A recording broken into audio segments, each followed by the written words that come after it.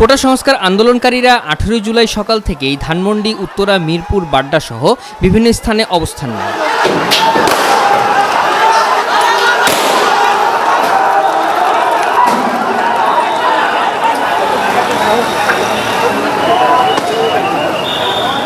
আন্দোলনকারীরা স্লোগান দিয়ে সামনের দিকে এগোনোর চেষ্টা করলে পুলিশ ও সরকারি দল ও ছাত্রলীগের স্থানীয় নেতাকর্মীদের বাধার মুখে পড়ে। শুরু হয় ত্রিমুখী সংঘর্ষ।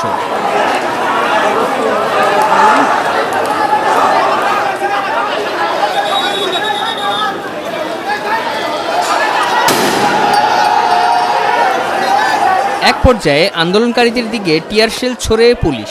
লাঠিসোঁটা ছাড়াও ধারালো অস্ত্র ব্যবহার করতে দেখা যায় আন্দোলনকারীদের বিরুদ্ধে অবস্থান নেওয়া অনেককে।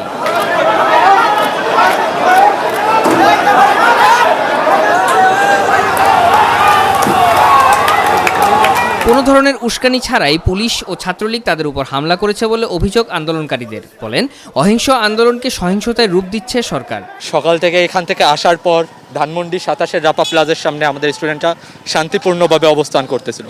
ওখানে এসে police tear shell, bullet, Chhatra League পর্যন্ত গুলি চালাচ্ছে আমাদের উপরে। আমাদের উপর 3 দফা অ্যাটাক করা হয়েছে যুবলীগ থেকে। যুবলীগের কিছু বয়স্ক ব্যক্তি আমাদের উপর অ্যাটাক করেছে, তো আমরা ওখান থেকে পালিয়ে এসেছি। এখন আমরা অবস্থান নিচ্ছিলাম এখানে, আমরা এখন আবার এক হওয়ার চেষ্টা করছি।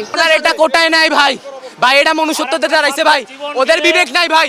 আমরা কি ভাই, আমরা কি লাগতেছি? আমরা কি মানুষ না? আমরা আমাদের ন্যায্য অধিকার চাইছি ভাই, আর কিচ্ছু চাই নাই ভাই।